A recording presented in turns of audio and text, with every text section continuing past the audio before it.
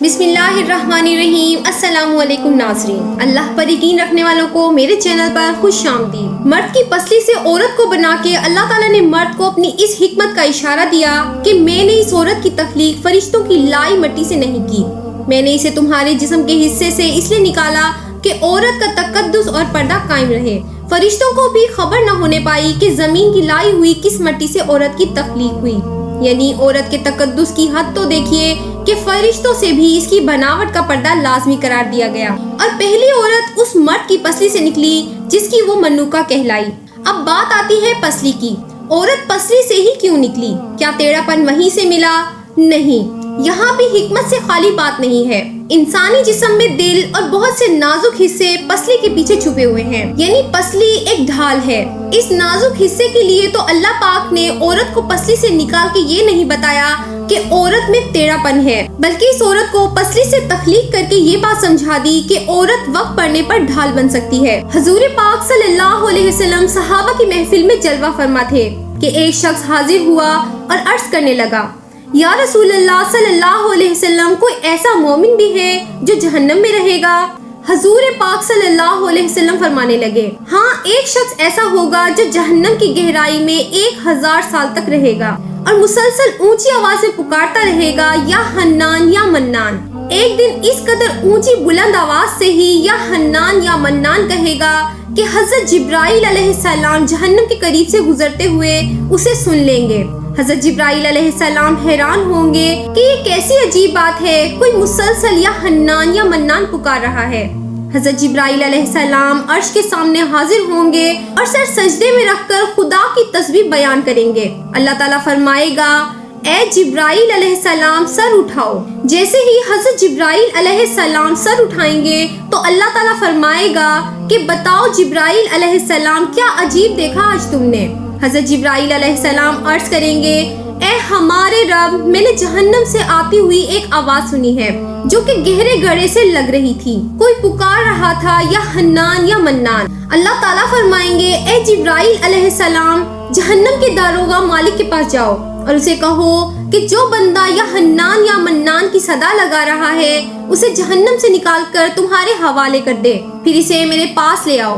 حضرت جبرائیل علیہ السلام جہنم کے دروازے پر تشریف لے جائیں گے، دروازے پر دستک دیں گے، مالک باہر آئیں گے۔ حضرت جبرائیل علیہ السلام انہیں اللہ پاک کا حکم سنائیں گے، حکم سن کر مالک جہنم کے اندر جائیں گے۔ حضرت محمد صلی اللہ علیہ وسلم نے فرمایا، جیسے ماں اپنے بچے کو پہچانتی ہے، مالک ایسے ہی جہنمی کو پہچانتے ہیں۔ اس کے باوجود آپ یہ حنان یا منان کہنے والے شخص کو تلاش نہیں کر پائیں گے۔ باہر تشریف لائیں گے، حضرت جبرائیل علیہ السلام سے عرض کریں گے، اے جبرائیل علیہ السلام، جہنم نے گہرا سانس لیا ہے، اس لیے کون سی چیز پتھر ہے، کون سی چیز لوہا ہے اور کون انسان ہے، اس کی پہچان نہیں ہو رہی۔ حضرت جبرائیل علیہ السلام پھر اللہ کی بارگاہ میں سجدہ کریں گے۔ اللہ پاک ارشاد فرمائے گا، اے جبرائیل علیہ السلام سر اٹھاؤ، تم یا حنان یا منان کہنے والے کو کیوں نہیں لائے؟ جبرائیل علیہ السلام عرض کریں گے، مولا داروغہ جہنم مالک نے بھی معذرت کر لی ہے، کہتے ہیں جہنم نے گہری سانس لی ہے، اس وجہ سے پتھر، لوہے اور انسان کے درمیان کوئی فرق نہیں بچا ہے، تو یہ سب جل کر کوئلہ بن چکے ہیں، کسی چیز کی پہچان نہیں ہو پا رہی۔ اللہ فرمائے گا، جبرائیل مالک سے کہو میرا بندہ جہنم کے فلاں گڑھے میں فلاں کونے میں اس حالت میں پڑا ہوا ہے۔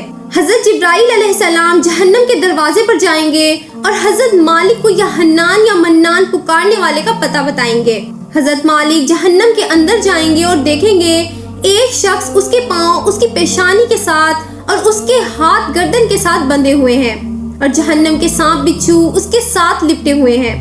حضرت مالک اس کی زنجیریں توڑ دیں گے اور جہنم سے نکال کر حضرت جبرائیل علیہ السلام کے حوالے کر دیں گے۔ حضرت جبرائیل علیہ السلام اسے عرش الہی کے سامنے لے کر حاضر ہوں گے، سر سجدے میں رکھیں گے۔ اللہ پاک فرمائے گا، جبرائیل علیہ السلام سر اٹھاؤ۔ جبرائیل علیہ السلام سر اٹھائیں گے۔ اب اللہ پاک اس بندے سے فرمائے گا، اے بندے، کیا میں نے تیری بہترین تخلیق نہیں کی تھی؟ کیا میں نے تیری طرف رسول نہیں بھیجے تھے؟ کیا میرے رسولوں نے تمہیں میری کتاب نہیں سنائی تھی؟ کیا میرے رسولوں نے تمہیں نیکی کا حکم نہیں دیا تھا؟ کیا تجھے برائی سے منع نہیں کیا تھا؟ وہ بندہ ساری باتوں کو مانے گا، اقرار کرے گا، یا اللہ، تو نے میری بہت اعلیٰ تخلیق فرمائی، तेरे रसूल भी तशरीफ लाए और उन्होंने तेरे अहकाम भी सुनाए। अल्लाह पाक फरमाएगा फला फला गुनाह क्यों किया? वो अर्ज करेगा या अल्लाह मैंने अपनी जान पर जुल्म किया जिसकी सजा में मुझे जहन्नम में डाल दिया गया। ए अल्लाह इसके बावजूद मेरी उम्मीद नहीं टूटी, मुझे तेरी रहमत से उम्मीद थी, मैं या हन्नान या मन्नान पुकारता रहा। मौला तूने मुझे अपने फजल से जहन्नम से निकाला है, या अल्लाह मुझ पर रहम फरमा। अल्लाह पाक उस पर रहम फरमाएगा ए फरिश्तों गवाह हो जाओ, मैंने इस पर रहम किया और इसे माफ कर दिया। नाज़रीन आइए अपना अपना मुहासबा करते हैं, क्या हम में कोई ऐसा है कि जो कह सके कि मैं अपने ईमान का हिसाब कर सकता हूँ? अपनी अपनी गिरबानों में नजर डालें, कोई ऐसी खूबी जिस पर हमें यकीन हो कि हमें दोज़ख में नहीं डाला जाएगा। हजारों साल की इबादतें भी रद्द होती देखी गई हैं, तो बस अल्लाह से दुआ करते हैं कि ए अल्लाह हम जानते हैं कि अगर हमारे ईमान का सख्त हिसाब लिया गया तो यकीनन हम नहीं बच पाएंगे। हम बेहद गुनाहगार हैं, लेकिन ए अल्लाह पाक हम तेरी रहमत का सवाल करते हैं, हमसे हिसाब अपनी अदलो इंसाफ पर लेना, बल्कि हम पर अपनी रहमत और अता का साया रखना। ए अल्लाह पाक हमारी दुआ को कबूल फरमा, आमीन। कयामत के दिन जब लोगों के ईमान का हिसाब व किताब हो रहा होगा, पर कुछ लोग ऐसे होंगे जिनको अल्लाह ताला बगैर हिसाब के जहन्नम में भेज देगा। सहाबाए कराम रिज़वानुल्लाह अलैहिम अजमईन ने अर्ज की या रसूल अल्लाह सल्लल्लाहु अलैहि वसल्लम वो कौन से लोग होंगे? नबी करीम सल्लल्लाहु अलैहि वसल्लम ने फरमाया जालिम हुक्मरान वो ताजिर जो झूठ बोलता हो, वो बूढ़ा शख्स जो जिना करता हो। नबी करीम सल्लल्लाहु अलैहि वसल्लम ने फरमाया जिस शख्स में ये 3 आदत पाई जाएं वो जाहिल है, जो सुनने से पहले ही जवाब देना शुरू कर देता है, बात को समझने से पहले ही झगड़ा शुरू कर देता है, इल्म ना रखने के बावजूद फैसले शुरू कर देता है। अल्लाह पाक हम सबको नेक अमल करने की तौफीक अता फरमाए, आमीन।